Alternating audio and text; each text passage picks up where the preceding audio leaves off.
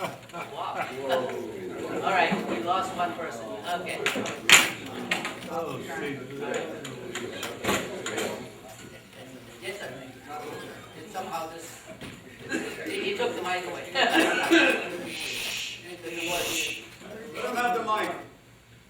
You did? Push the button. Button. Yeah. Okay, let's go home. He's the Chinese guy. This guy.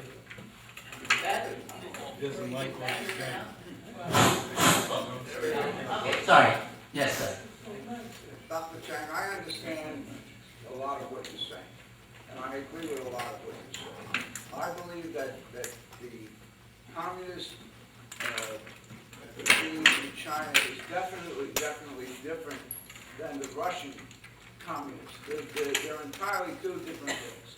The Chinese communism has a lot of capitalism in it. Yeah. The main problem that I see between the United States relationship with China is because China is an ally of Russia. This is a problem because Russia is the main and truly enemy of the United States. There's no question about it. Now, you take, for instance, North Korea. North Korea wants to unite Korea completely under communism. China is their ally. That's a problem. Because Korea should actually be all like South Korea. Because South Korea Very is good point. flourishing. Yeah, let me answer you on that, okay? But, so the problem that I see between American relationships and China is the fact that China sticks with Russia. This is their problem. Because if it wasn't for that, we would get along much better with China, I believe. Okay, let me speak to that. I think the fundamental root problem is the ideological sort of conflict, and somehow people stick to it. Right? You think the Chinese stick to it, and your ally was Russia. I think that needs to be examined. Look at this parade this time. The South Korean president, that woman, stands next to the Chinese leader by one position or two, I don't remember exactly. The North Korean not even there, right? You cannot stick to ideological conflict forever and ever and ever. That's the problem we have. We push the Chinese to the Russians. Chinese do not love Russians. There's no history you can tell. You look back, they had wars. They lose territories, huge territories. Okay? The Russian soldiers come into China, as bad as the Japanese, rape and everything else. So, you cannot stick to that kind of ideological thing. I think the Chinese understand that. They are not backing North Korea against the United States. Okay? They're not. Now, the outline situation, as I explained, the Korean War is the biggest mistake. Probably both sides feel bad. Today, the Chinese people criticize their leaders for that mistake. Everybody asks, what did you get out of it? By sacrificing millions of people. Okay? Now today, North Korea and the crazy wants to build nuclear bombs and so on. What did China do? They are threatened just to, more so probably than South Koreans and Japan. They're next door. But if you have a lunatic you cannot control, you have to find ways to do it. I think on this score, actually, Obama and China actually work together to some degree. If you don't, it's not good for the world. So I don't think we have to say take the legacy, sort of believe that China and Russia is going to gang together. Here's a question, okay? Yes. All right, I happen to know a little bit about China, having, number one, studied a lot about it. Historically, they're a fantastic country. We've developed a lot of our Western culture from what China had to offer. However, I worked for a company called AIG. Do you know anything about AIG? Insurance company. Where were they founded? I don't know. You don't know. They were founded in China by Okay. Cornelius van der Stoel. Thank you for that knowledge. Now, I just found it interestingly, when I worked for AIG, they had founded a company called China America. And interestingly, the whole purpose of China America was to sell products, insurance products, to related Oriental countries, okay? Asiatic countries, excuse me for using the wrong word. And interestingly, they said that Korea, even though South Korea was not communist, that Korea would certainly purchase from China America because they hated the Japanese as much as the Chinese hated the Japanese. Now, if you remember, in 1932, what did the Japanese do? Well, they took over the Manchuria. Right, they went into Manchuria. Yeah. So the hatred for the Japanese started way before World War II. Oh, And you know what C.B. Starr did in 1939 when the war actually started activating between China and Japan? He airlifted his entire company out of China and put it on the island of Hong Kong. As a matter of fact, if you go to Brewster, there's a country club called Morphaw, which is owned by AIG. It was founded by the Chinese. Now let me tell you something about what happened when China America was founded. The insurance company. Joe Ladman was the president of China America, and he came to New York and lectured the senior executives about how we were going to implement this company into the United States. And he made a very interesting point. Do you know how many lawyers there are in all of China? I don't know. I don't have statistics. There were as the gentleman was- 25,000. At that time, when Joe Ladman was commanding the China American Insurance Company, there were a total of 25,000 lawyers in all of China. That's all? Okay, you have maybe more than 25,000 in New York alone. Now, the other aspect is this. Joe Ladman made a very interesting point. By the way, he was the president of China America, which is part of AIG. What had happened was that when Joe Ladman was there, they had the engineers, a big engineering firm in China, constructed this bridge. It lasted about 2 weeks and it collapsed. You know what the Chinese did? They got the executives, whatever trial they had, no trial, executed them all. Do you think that that kind of situation would occur in the United States? I mean, that would go on for years and years and years before there be any satisfaction.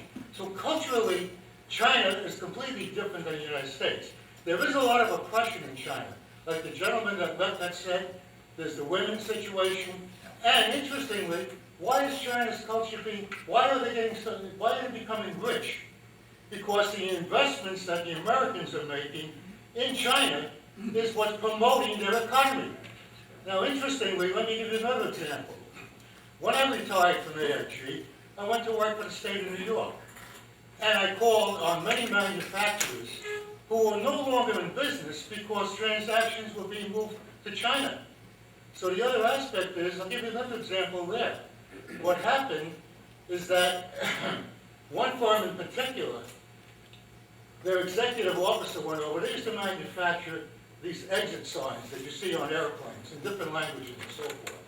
And because there was radium being used, they didn't make that any longer in the United States. They sent it to China.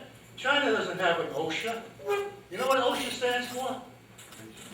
I don't think you do. I do. It's the Office That's of okay. That's all. Safety, and it's basically the workplace safety for everything. In this country, before a worker is exposed to danger, OSHA comes in and investigates to make sure that it conforms to our safety. Well, they moved this operation to China. And the outcome was that when they went to China, okay, this particular executive went over there, he saw miles and miles and miles of factories. And unfortunately, these workers in China will work, they get off 1 month a year, they work 7 days a week. And it takes them, they give them a month off because it takes them maybe a week to get to their village and a week to get back. So they're lucky if they have 2 weeks to spend with their family. So there's no Okay, comparison. I think I got, There's no you probably got your comparison, but picture. there's no comparison between Somebody else. you denigrated the fact that our democracy was slow in coming to the stage that it's in now. However, in the Okay, hold on, yes. Well, that's Get somebody else to Say take it like half of I have a what- question. Thank you. No, no, You have I have a question. You're brought an enormous and complicated subject to us. It's engendered a lot of thought, and I want to know, I appreciate it greatly. And it's such a tough discussion, it warrants 10 of these. Right. And don't misunderstand, everybody's got their own point of view, and what it's based upon, who knows? There's a man with extensive experience, and he's got his point of view, and we all have others. But more than anything, I want to thank you for coming and doing a great job. Thank you. I have a question, not a speech, a question. In World War II, the great majority of the fighting was done by the nationalists. The Chinese communists did very little. They built up their armies waiting for the end of the war to take over. Surprisingly, they admitted that this year. Question comes up. How did they get away with it that the Chinese people went with them instead of staying with the nationalists? I have a little understanding on that. The communists are so-called grassroots party system. And they took advantage of the fighting situation that everybody's insecure. They built their grassroots, village to village, town to town. They have their party members everywhere, okay? And that's why today, you know, the Communist Party, how many members? Every year,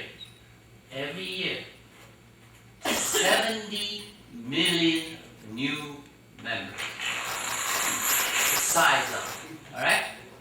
Any party in the world can have that many people. So the Chinese Communist Party succeeded because they did a fantastic grassroots, and they now today, in this parade, discussion, they admit it. The nationalists took the most of the burden, fought. However, they also criticize them being corrupt. Yeah, okay. I think you may have been Dr. Hey, come on. Oh, sorry. Bruce was ahead of you. I saw Bruce's hand. Yeah, I have to take exception with your initial basic statement that the United States and China are not getting together. Okay. First of all, the gentleman about AIG was saying that the Chinese have gotten rich over the American businesses there. That's not the case. I'm sorry. The Chinese, and we worked in textiles, so I know a lot about the Chinese government, the economy. The Chinese are getting rich because they're exporting all of their product, and they're not letting any of the other nations that are buying from them to get into the country because they have all kinds of tariffs. The United States have been trying for the last umpteen years to get into China. Okay? As anybody here knows, money talks, money makes our country what it is, and money makes our politics. The businesses in the United States have been trying and will continue to try to get into China. So we're not going in the opposite direction. We're trying to get into China because China is the biggest, as you well know, the biggest market in the world. It's the biggest market for AIG. That's why they set up their insurance company. It's the biggest market for potential for automobiles and stuff. So I'm not really sure why you're saying I understand what you're that saying. we're My point wasn't regarding the whole country, the business, or I'm talking more narrowly on the governmental direction. Yeah, that's what I'm talking about. Because I know under the business, world, the United States and China is the largest trader, and the economy is so mutually dependent. It shouldn't be, hostile or competitive. But our government is driving that way. I don't know whether you heard about that, or China Correct. It's one of the things they quote all the time. And that kind of language, that kind of a dialogue is not in tune with the reality. That's what I'm saying. You're right about the business world. We own half of Alibaba. You know what Alibaba is, right? This guy's rich individual may be rich, but the company really is Western investment. So a lot of Chinese richness, so-called, actually still in Western's hand. Okay. So the question is why we want to paint such a picture that is as if we are heading to war. We are. 7 years we'll wipe out China. Gentlemen here, Yeah. Dr. Chang. Yes. I just want to first create perhaps what may be a misunderstanding. The overwhelming amount of aid to China during what the Chinese called the war of Japanese aggression, the overwhelming amount of aid, I mean well above 90%, went to nationalist China. Nationalist China. Even though we at the time understood how corrupt Kai-shek was, and that this money was not going where it was supposed to go. Much of the equipment we provided was sold by them to what was the communist Chinese. Most of the actual effective fighting was done by the communists, not the nationalists. The second thing is, this is a question I like to ask. China is clearly growing as a major power. Clearly, Asia is part of that sphere of influence. I think history is simply on their side in this matter. The question is, how do we successfully create an atmosphere where both of us, each of us, have our own areas of special interest? Okay, I think that's my last point. I didn't elaborate. I believe there are lots of opportunities because I think technologically we are still really far more advanced. I'll give one example. Let's just take this space technology. The Chinese are struggling by itself. We have been excluding China to join this space program, this program, that program. The more you are restricting, it's not really gaining anything for ourselves. And they are actually forced to advance by themselves. They are now making very good progress. As you know, they've been onto the moon, and now they just claim this new plan to put something on the backside of the moon. The theory is, there's some theory that is very intriguing, and I don't even understand of it. I'm going to investigate. Why do you want to put something on the back of the moon? They say no one has been on the backside of the moon. Okay. I think like this, the United States should work with China. I mean, this is something that for human, mankind. This is not that your moon, my moon. I mean, this is everybody's moon. And I don't see why we couldn't. And agriculturally, they got 1.3 billion people who need food. We have food, going out of years. I mean, corns, everything, wheat, surplus. Right? So I don't see that we are at a disadvantage in terms of really dealing with Chinese. It's just that somehow we're not trying to do that. I agree with back there that we need to find a way to work with China together. There's no reason why China wants a war. I don't think they want a war the same way we don't want a war. I think they're moving forward. I think they're going to try and get ahead of us in every direction they can. What we learned yesterday, and Dennis was there also, that China is beginning to work on a Silk Road, which is a road with transportation, with infrastructure, with train rails from the middle of China To Europe. pretty much all the way through Europe. They're also working on a Silk Waterway, where it's going to go around the ocean.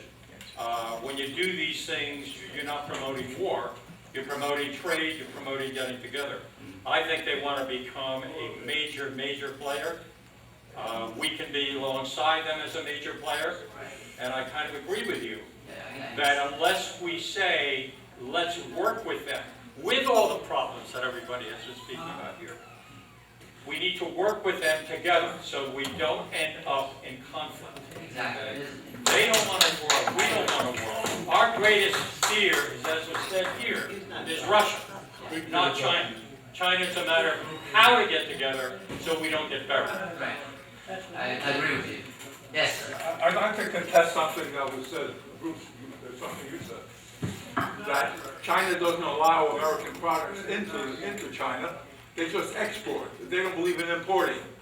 If that were true, which I don't think it is true, why is it then that when Chinese economy doesn't continue to expand at a phenomenal rate, when it slows down, it affects the American stock market so severely?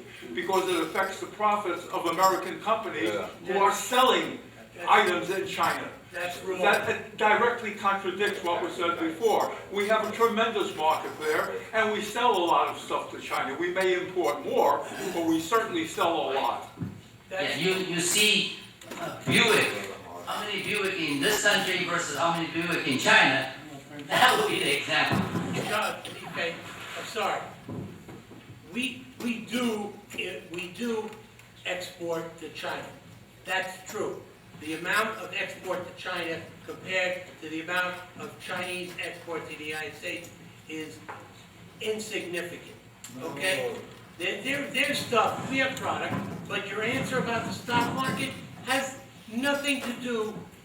It affects the profits of American corporations. It has nothing to do with the profits of America, okay? You look at all the stocks that went down 2,000 points from the Dow Jones, went down 2,000 points, has nothing to do with their profits, because most of those companies have nothing to do with China. What it does, what Chinese slowing down is, it scares the world's economy, okay? And it scares Europe, and it scares Asia, and it scares the economy. That's why our stock market went down, not because of any direct trade with China, because 90% of the companies on the stock exchange don't even deal with China. What it was is a fear. Right now, the stock market has risen 400 points yesterday, and I believe it's up for another 500 points today, probably. The Chinese market went up 1,300 points yesterday. You cannot look at the stock Yeah, market. this lot has some manipulation that's not related to the real facts. Real world. Okay, looks like,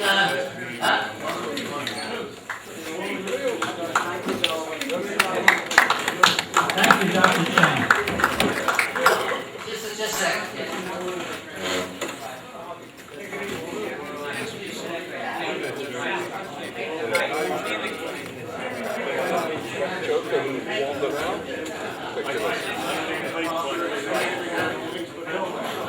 Last question about the global warming. That actually is a bright spot between U.S. and China because Obama and Xi Jinping had